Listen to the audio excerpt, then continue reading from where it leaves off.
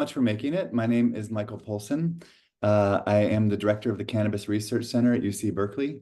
And we are hosting a brown bag series for this semester. This is the first of the semester, and we're really happy to be joined by Dr. Dominic Corva from Cal Poly Humboldt, and in conversation with Laura Herrera, who will introduce herself momentarily. We want to say thank you to the Resources Legacy Fund for supporting the work that we do, bringing our research and the research of other folks around the state to the public. And we're really happy to have this kind of venue, a virtual venue, to be able to highlight what's going on in California. And that is really the purpose of the speaker series, to get a sense of what is going on in California in terms of research, to discuss some of the findings and perspectives that people are honing and developing, and to talk about their policy relevance and their relevance to the broader cannabis scene. So if you want to advance the slide. So today we're going to have a conversation for about 30 minutes. Hey, Justin. Oh, and Do you know if we're supposed to close out PIs? Whoever's speaking, like, we can hear you. So if everyone can make sure to mute themselves, that'd be great. So we'll have a conversation for about 30 minutes, and then we'll jump into a Q&A. You're also welcome to use the chat function at the bottom to insert questions, and then we'll kind of curate them and pitch them over to the speakers as we go. And then we'll conclude with a few just last notes. Yeah, so make sure there's the audio. So make sure you're on mute as we go through, and then there will be a time where you can just even ask your questions. You can raise your hand, always use that react button. And you can also just give people's kudos if you want to react in that kind of way. But the chat button is open. And so use it responsibly, and hopefully help to progress the conversation with whatever questions or insights you might want to offer. In that note, I'll hand it over to Laura. Thanks, Michael. I just want to thank Michael and Peng and the Berkeley CRC for continuing these great conversations with cannabis subject matter experts.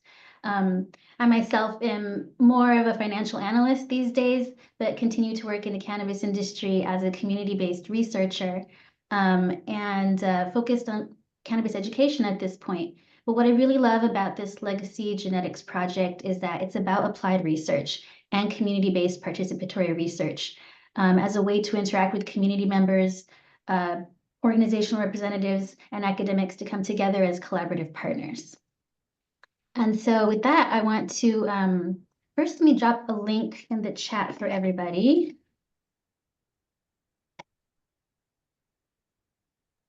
So this is the legacygenetics.org website, which is their main point for communicating with the community, with stakeholders, and the general public. Check it out. What we'll be talking about today specifically is the area of research on conducting ethnographic interviews and political geography. And this is where Dominic really shines. Because that research will explore when and where in California communities started to form around the stewardship of cannabis genetics, when and where these plant stewards started to connect with other places in the world in terms of genetics, and how did law enforcement and other social conditions start to shape the movements and choices of the stewards of cannabis. And so I'd like to introduce you to Dr. Dominic Corva, who's the director of the Cannabis Studies undergrad program at Cal Poly Humboldt. He's also an assistant professor in the Department of Sociology, and sort of our OG cannabis researcher who has mentored many of us, and guides us as we continue to study cannabis, which is so multifaceted. So thanks for being here, Dominic. Thank you, Laura. I really appreciate that introduction. I might actually copy it for a succinct description of exactly what I'm doing. Yeah, exactly. Also, I wanted to add that in our conversation to prepare for this webinar, Dominic mentioned that there'll be 3 new medical cannabis classes at Cal Poly Humboldt that will offer online certificates. So I thought that was kind of cool, something that everybody would like to know about as we keep progressing and growing in offering cannabis education to a wider audience. Did you want to talk a little bit more about the specific area of research that you're working on in this project? Yeah, sure. So, hello, everyone. As Laura's introduced, I'm Dr. Dominic Corva at Cal Poly Humboldt, and there's a lot of interesting things going on here that have all been especially occasioned by the creation of the Cannabis Studies major here a couple of years ago. I want to talk about the Legacy Genetics project, but I do want to kind of mention up front as well that we are also doing other things, such as the Cannabis Environmental Stewardship Symposium, and our second one's coming up March 28th. That is also funded by Resources Legacy Fund. Thank you.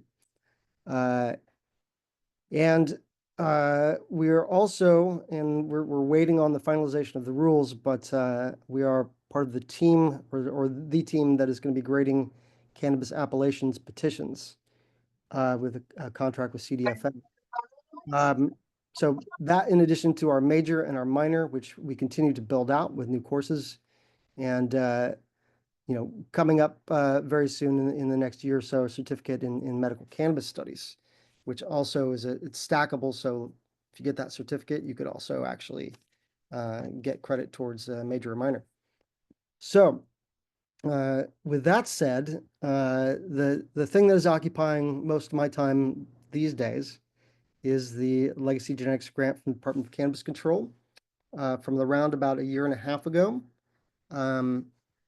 The project itself is going to be a 3-year project, so we're about 18 months into it. And there's been a lot of infrastructural work done in the meantime that's related to the 3 other research tracks and the methodology in particular.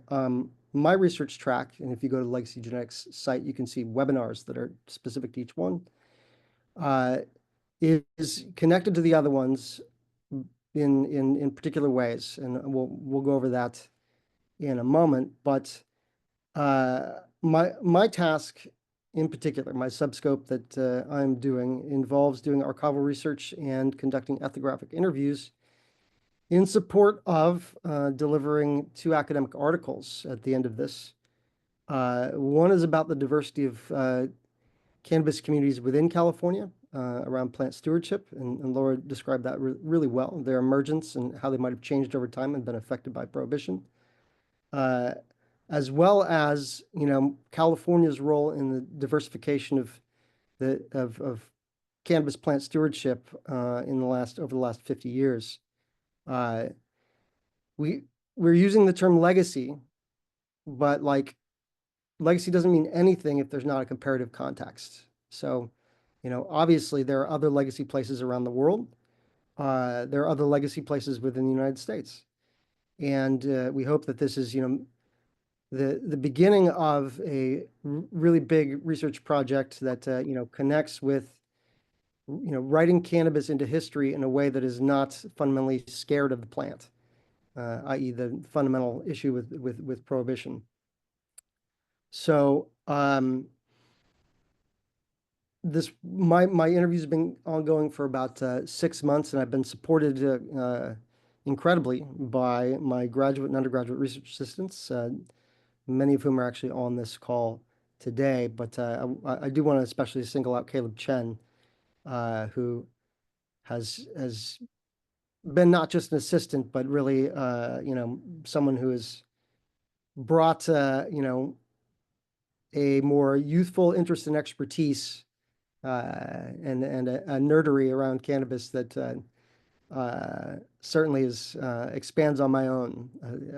It's incredible. We've been working very well together. So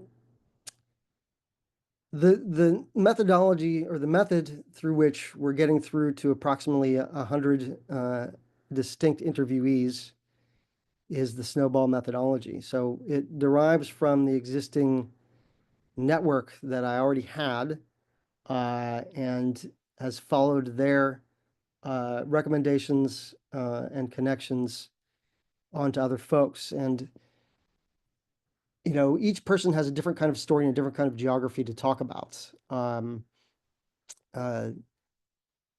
The fact that we're attempting to, you know, use physical science to investigate the diversity of, you know, cannabis plants is a good metaphor for investigating the diversity of cannabis culture in the age of the war on drugs. As things have rolled along, there are, you know, some folks who we've gone back to for more time. And those in particular are people who can tell us about the, you know, the broader context, not only in California, but also globally. And I do want to mention right now and express, you know, condolences to his family, the passing of David Watson, who in many ways is sort of the prototype cannabis nerd mutant that a lot of what came after either directly or indirectly benefited from.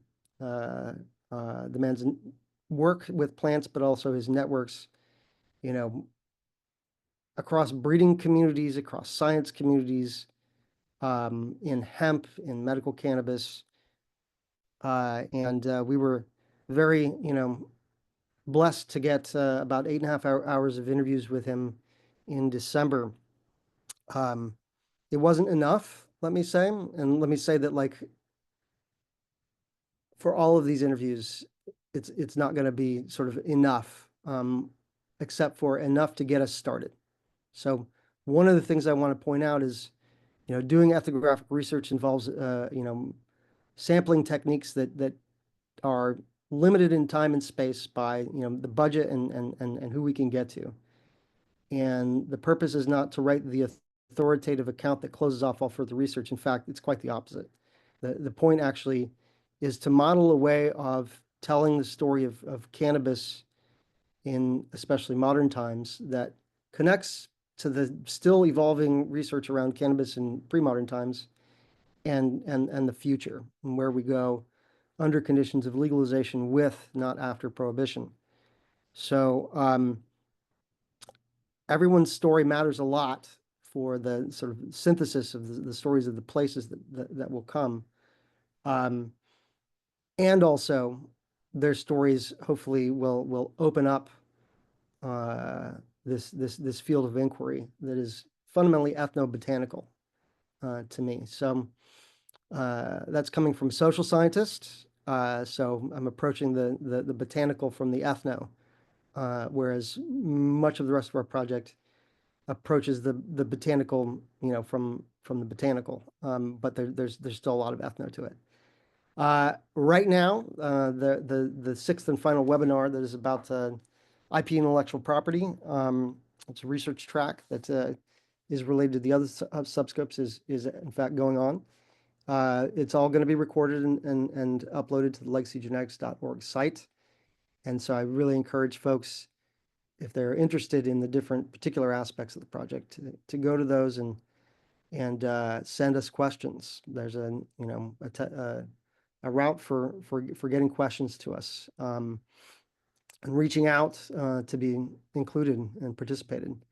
And in some ways, you know, I want to invite the folks on the call now to reach out. I can't guarantee you that we would include you know, a particular 90-minute interview, but I certainly would love to talk to you and see whether we can fit that in.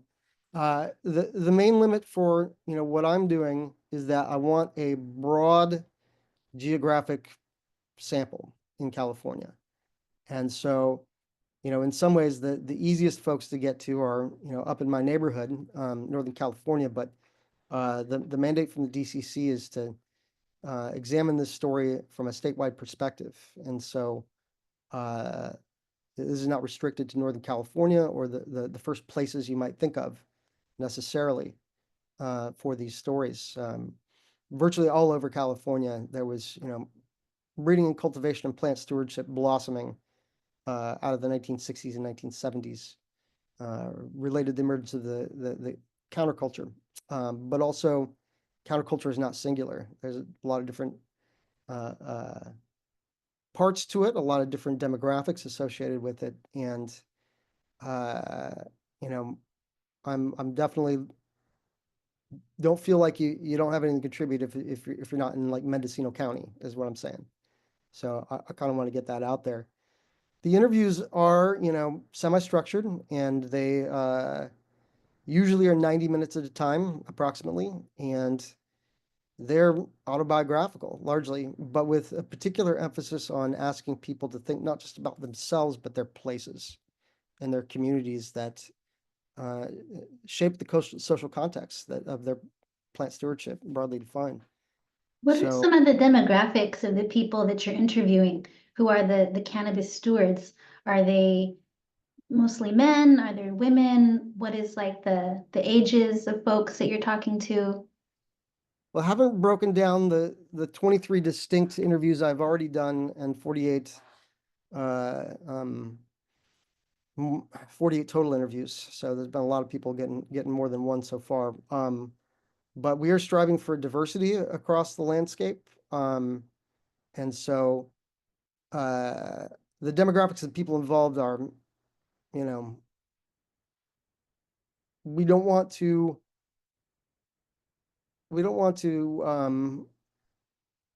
just get out, the maybe the stereotypical hippie white guy who did breeding, although that is not a disqualifier at all. Usually, when we're talking to those people, we're asking after the demographics of the people that they were associated with as well. And often it's Black and brown people that like actually, you know, because of the way the war on drugs, targeted them, haven't been as out in the public or able to tell those stories.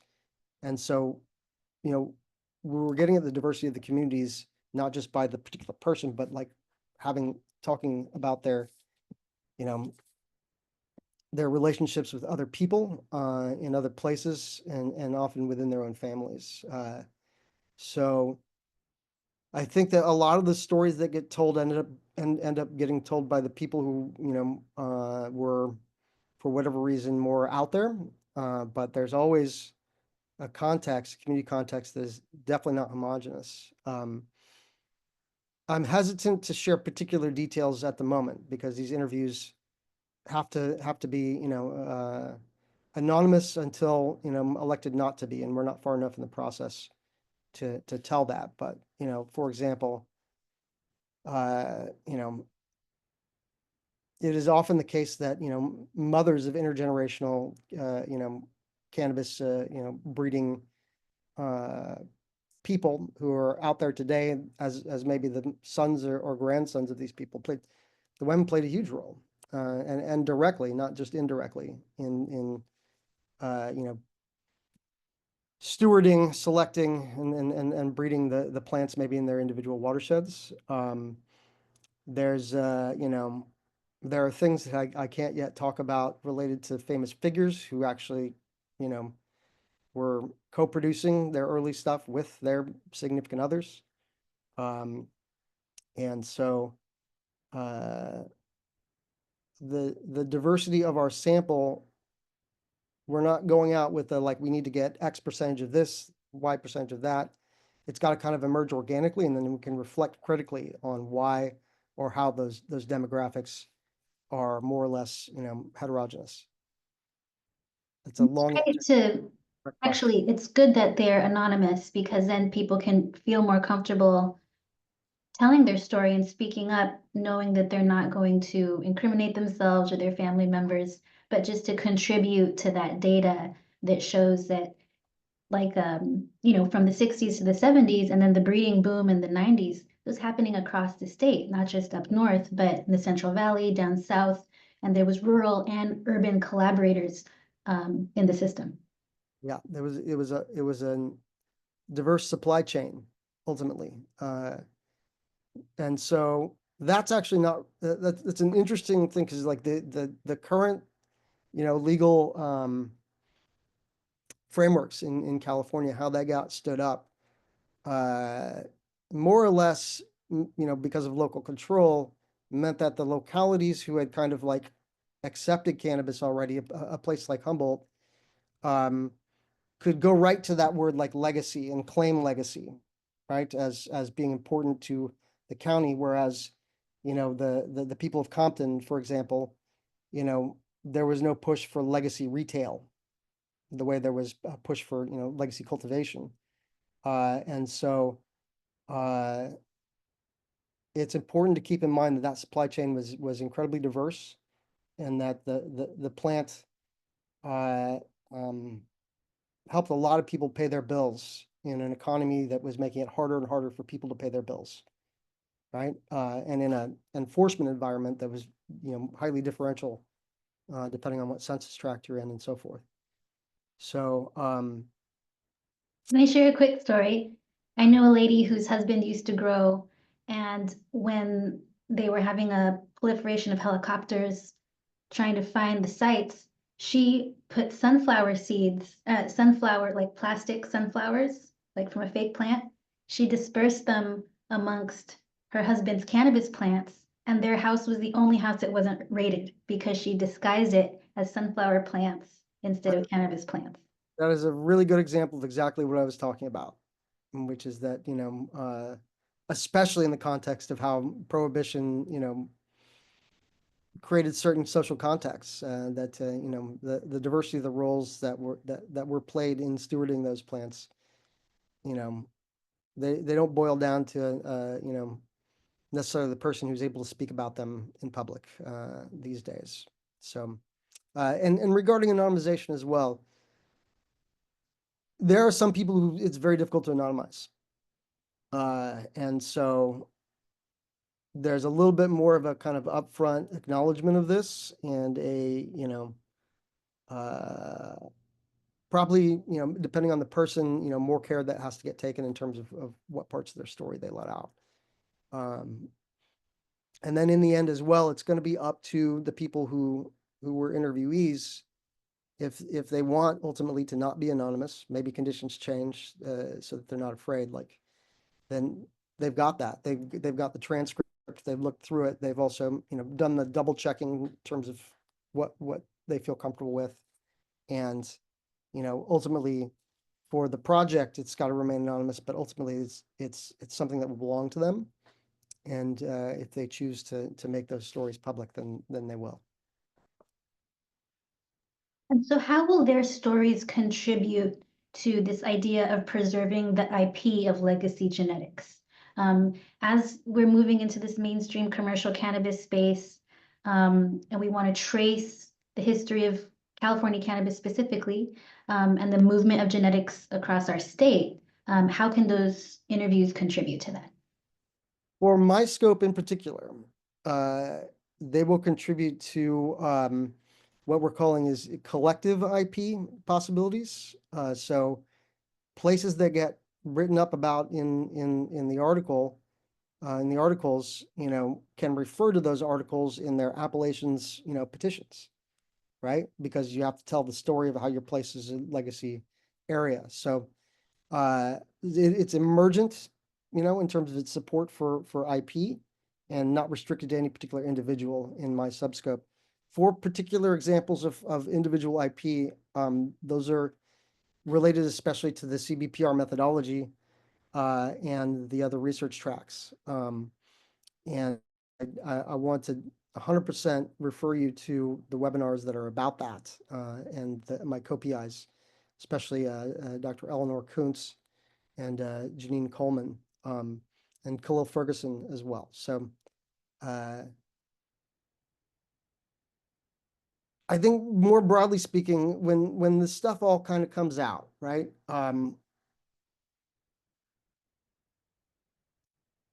The purpose isn't going to be to say that this is, you know, the purpose is to develop a common system of referring to plants that people can actually use to make sense of things, rather than the sort of Babylon we've got out here.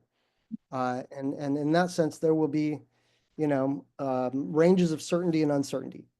And it's going to be very important for us to be very transparent about that. And within those ranges, it will be up to individuals, I think, to, you know, extrapolate certain claims about their plants. But since I am not the IP person nor the genomics person, nor the plant pressings person. My co-PIs are the experts in that, and any questions about that are best directed to them. So let's talk about the global impact of cannabis. And because we're in the state of California and this project is funded by the Department of Cannabis Control in our state, that's sort of our purview. But, people in California were getting seeds from other places. Yeah, they sure were. And there were a lot of different ways they did. I think that the most romantic one, obviously, is the hippie trail in the late 60s and in the 70s up until the Soviet invasion of Afghanistan in particular. It was not uncommon for, hippies to set out abroad and figure out how to fund their trips to Morocco or along, the routes of what, is more historically known as the Silk Road that moved from, Turkey, Lebanon, and so forth, east towards Afghanistan, Pakistan, Iran, northern India, Nepal, south into, southern India and Southeast Asia, and Thailand, Vietnam, China, although China was maybe less of a destination for some. There was a whole industry that was a tourist industry, basically. And the roots of it are actually kind of in the 1950s, but really the 1960s and 1970s are when, in particular, hippies seeking the origins of hashish, and hashish regions and learning about hashish cultures, went that direction. And along the way, they picked up seeds. That never stopped, but there was a period where it was like there were a lot of people doing it, a lot of different kinds of people, and they weren't necessarily operating in, super risky situations, although there was definitely risk. It's not like Europe didn't have prohibition, in the 70s. There were some concerns. So, in addition to that, right, there's also, the Caribbean Basin, Mexico, Colombia, Panama, and the Caribbean islands like Jamaica and Virgin Islands and so forth, which had all received this enormous, like, sort of new influx of cannabis genetics from essentially when Britain took over India, right, and ran it into the ground, caused famine, all sorts of stuff, and offered Indians the opportunity of indentured servitude in their colonies at the end of the 19th century, beginning of the 20th. And by the millions, you had, poor Indians from, traditional ganja and charas producing areas, working in the Caribbean Basin, in South Africa, other places as well. And they brought a, fresh infusion of ganja genetics that at the time had dual purposes, much like, today. One was like whatever they wanted to do with it for their spiritual and cultural reasons, but also the British were in fact, exporting cannabis around the world as part of their pharmaceutical empire, right? Bangladesh in particular was where they set it up industrially in what was then Bengal, even though cannabis was grown all over India. It was in Bengal where they had like the ability to kind of control it and willingness to control and tax it. The rest of India was like, we can't really actually control and tax this, so don't bother. Then you add to that the globalization that was represented by the construction of the Panama Canal. Again, at the end of the 19th century, and the nationalities and workers passing through that, I would say, especially from Southeast Asia, probably brought some more stuff. So that, 60 years later, let's say 1960, what you had were the vestiges of a cannabis industry combined with a cultural economy that was relatively localized, that then after the post-war boom, American tourists, especially surfers, were were out and about, countercultural people as well, right? They weren't just doing the hippie trail. They were going down to, Mexico, South America, the other islands. And so there was the period of time that's documented in Jerry Kamstra's book from 1972, Weed, where he talks about surfers smuggling weed, in the 50s and 60s and particular areas where it was happening from. All of that got a lot more intense when the counterculture emerged in the 1960s. And, that also involved surfers, by the way, who were at first oriented towards Mexico, but then, classically with the Brotherhood of Eternal Love, smuggled hash from the hippie hash trail in Southeast Asia, set up distribution networks for Thai stick and so forth. That all came over here. And whenever that stuff came over here, there were seeds. So the other half of this is, besides the intentional bringing over of maybe seeds or weed with seeds, there were seeds. Regardless of whether it was Sinsemilla style Thai stick, there's always some seeds that end up in there. Sinsemilla actually is not usually a 100% thing, as anybody who's attempted to grow it for any length of time can attest to. It's one way or the other, like seeds happen. Seeds also end up in hash. And so there's quite a variety of ways in which cannabis genetics from around the world came here. And especially when you introduce, really distant populations to each other, right? Something from Afghanistan and something from Mexico or Colombia that had been fairly distant for quite some time. Then you had like the hybrid vigor and the very interesting things that happened right away. So, there were hobbyists and there were people who, not just hobbyists, but understood in a certain way, how to breed specific plant varieties, right? David Watson was incredibly inspired by Luther Burbank, the guy who made particular plant varieties in California. His brother is the guy who the city is named after, Burbank. But the Sonoma Harvest Group in the early 1970s, mid 1970s, 1980s, that first started throwing, let's call them, cannabis cups, but they were the invitations of friends who were doing breeding work to come to essentially Sonoma, around the Sebastopol area, Santa Rosa. They called themselves the Luther Burbank Gardening Club at first, right?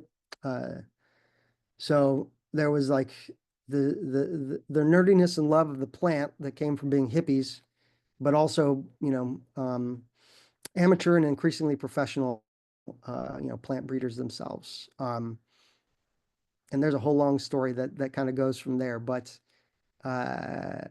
But that's kind of an interesting distinction,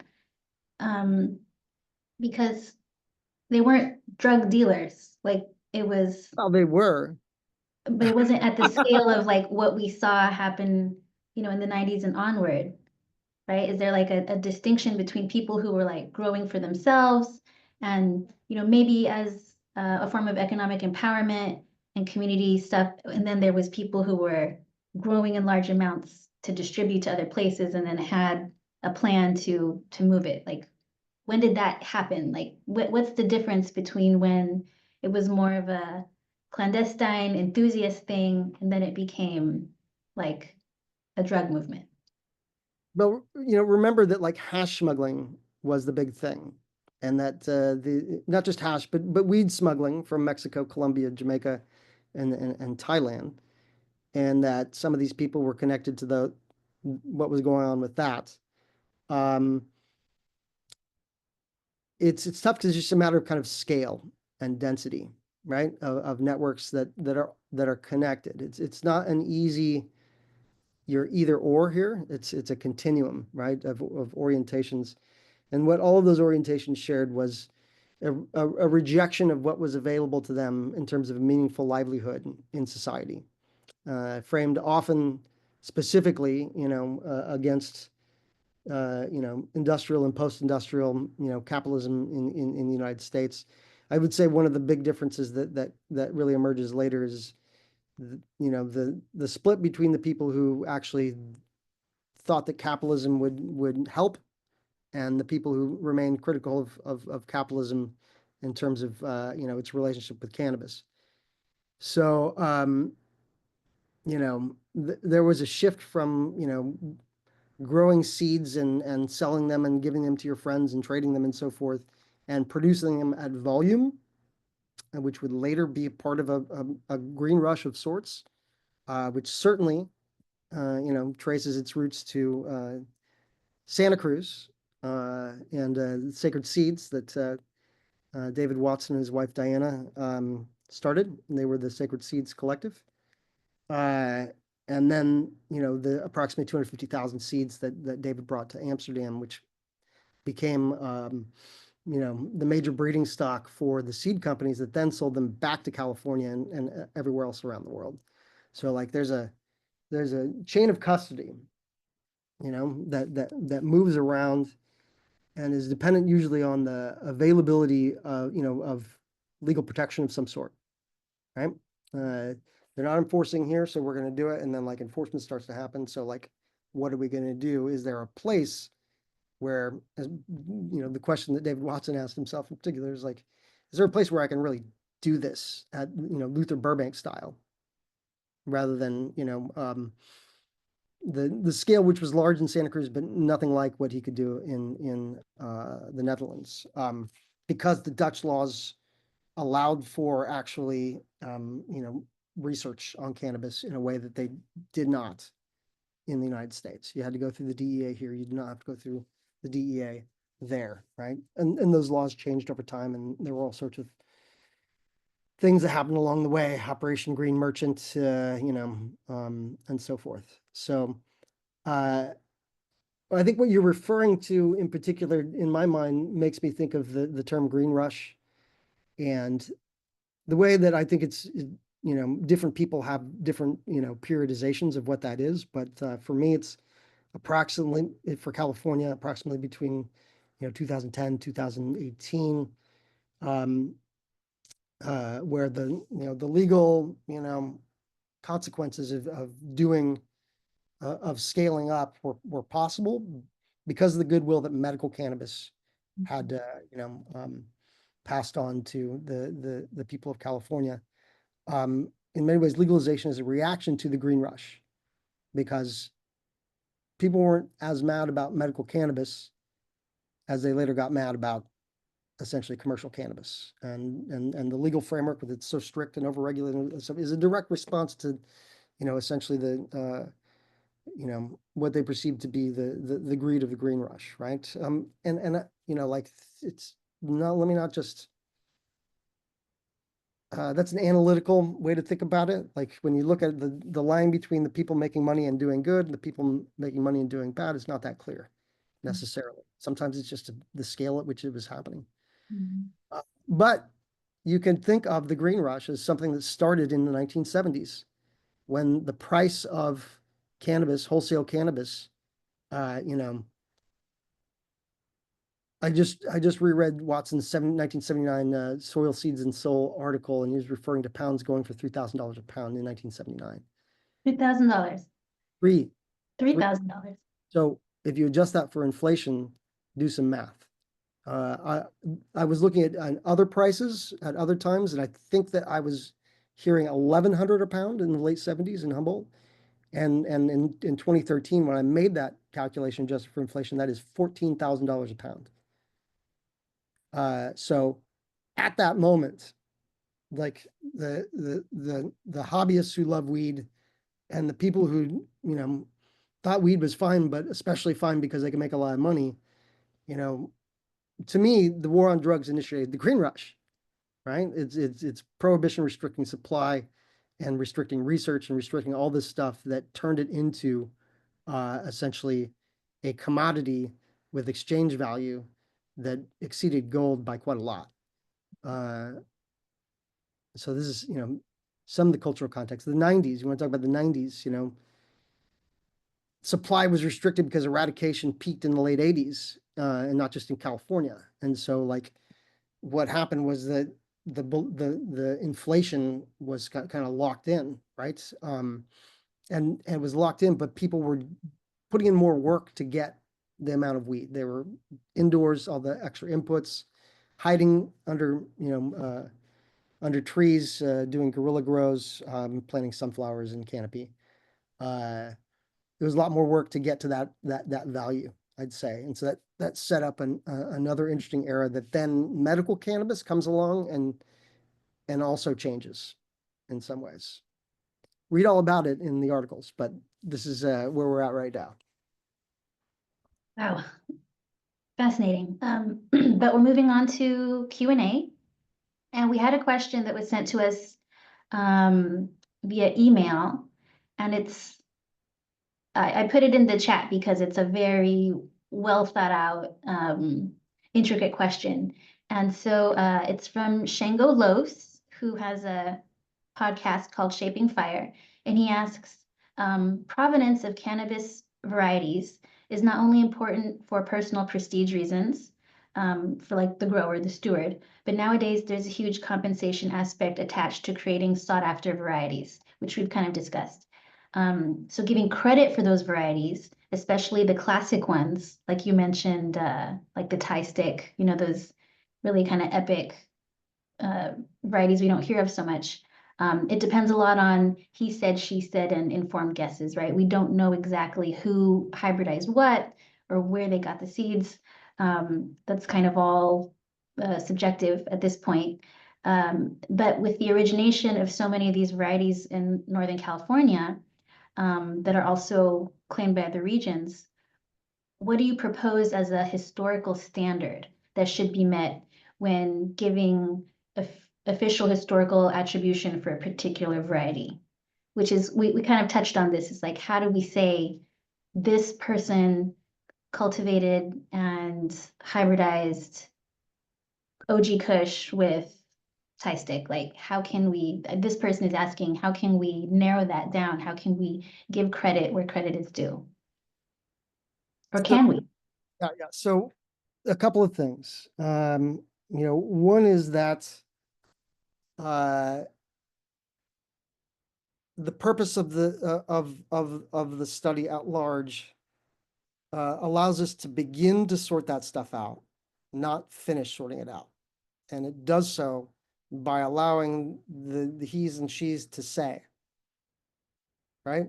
In a collective manner through a research project. And there's, opportunities for people to get in on that.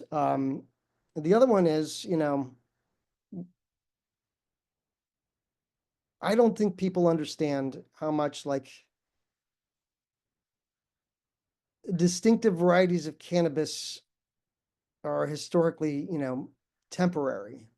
That is that they get bred using building blocks that other people also have and are playing with and may come up with something similar through using similar building blocks. And if we're talking about the long range, since the 1970s, very few people have been working with the same exact seeds since the 1970s. I know like one that can plausibly say that like he has continuously been working with the specific building blocks. The point of working with building blocks through this time is usually to improve the genetics, not preserve them, is the other thing. Most famously, skunk number 1, let's say, right? Which starts out with a roadkill skunk, profile, but that wasn't the profile that David Watson liked. He liked the fruitier and sweeter one. So over the course of 10 years, skunk number 1, like if you got seeds from him, became fruitier and sweeter and lost the roadkill skunk. And so like, what is skunk? Right? Because when everyone else is thinking about it, they're thinking about the skunky smell. But for David, it was much more likely the phenotypic, characteristics, yield, shape, the things that made it easier to grow, right? So in the end, there's the OG Kush that was first bred, has a story to it, and then the things that were made from OG Kush or attempts to improve it that also retain the name OG Kush, they're also OG Kush, right? And it's almost like, well, what do you do with it? Fortunately, I'm not the person who has to deal with that ultimately. And I just want to reemphasize in response to Shango's question that this is, gives an opportunity that is at least has some common ways to approach that question and how to tell that story that will be built on over the years. Like we need a baseline understanding of what naming means, of what Yeah. cultivars mean to people, of what strain names actually refer to. We need to clear up a lot, and it's way beyond the thing that I think a lot of us found difficult for a while, which was the indica sativa thing. It's just way beyond that. Like, what is a cultivar? Yeah. Is the We have question. a great question from Michael, actually. He says, Yep. I'm curious about how you define legacy. Is there a year that serves as a cutoff or some other defining characteristic? So let's start there. Like, what counts as legacy? So I'm a periodizer, and so legacy as a term is a living term, right? That is developed by the people who tell stories about it, and the stories that have been told about Nepal, Pakistan, Afghanistan, different parts of India. I think that those narratives allow us to kind of start with a baseline of like legacy is where cannabis came from and where it became, embedded in the culture in a certain way, right? We use the word land race a lot without actually understanding what that actually might mean, because cannabis is heterogeneous across Pakistan, across Afghanistan. If you got some from Afghanistan, what part of Afghanistan? Whose field did you get it from? You're going to see a lot of variety within that doesn't match with our idea of land race as being a sort of a simple concept that is connected to like a simple concept of legacy. There have been places like Greece where like hash they were big hash exporters for a while there, and they no longer are at all, right? So like there's a legacy of Greek hash export, but are they a legacy place now? Like like it's kind of up to them to make up that story if they want, right? But it's the presence of communities that actually want to make that argument that they are legacy that determine what legacy is going to mean, right? And because I'm a periodizer, like what I would say is like we have ancient legacy, we have the legacy of the Himalayan plateau, right? We have the legacy of Morocco, right? They were keef plants up until the 1940s or 50s, and then they also became a hash producing region. So like, is Morocco a legacy hash producing region? Well, Moroccans certainly can claim it, but like not like maybe the Afghanis can claim it, right? It's a different point in time at which they became significant, usually exporters, actually. It's like it became part of the economic base of any particular area. When did Mexico become a legacy place? Exactly, right? Jamaica. For our purposes, there is a distinct era we can talk about, which is the drug war era, and specifically the war on drugs since 1971, with the not just the placement of cannabis in the schedule, which was a provisional replacement that actually like made cannabis illegal again, but that launched the time at which like the agenda of eradication of cannabis around the globe was set, right? With the US leading. And we were eradicating not just here, but we were paying Jamaica to eradicate. We were paying Mexico to eradicate. We were, going after international networks of smugglers that included hippie smugglers and surfer smugglers and so forth. It is this time of the drug war that cannabis actually spread around the world more than it ever had. So there's this contradiction at the heart of it for this period, which is the combination of the drug war and also the total globalization or near total globalization of cannabis. It has grown everywhere now. Their intention totally backfired as they tried to prohibit cannabis. Which is legacy we want to talk about when we're talking about legalization with and after prohibition, because the more they try to restrict it and put controls on it, like the lesson of history is like it's not going to work, and we know why it's not going to work, right? Because it's a plant, and people can get access to ways to grow it or consume it, at the speed of the internet now, right? Yeah.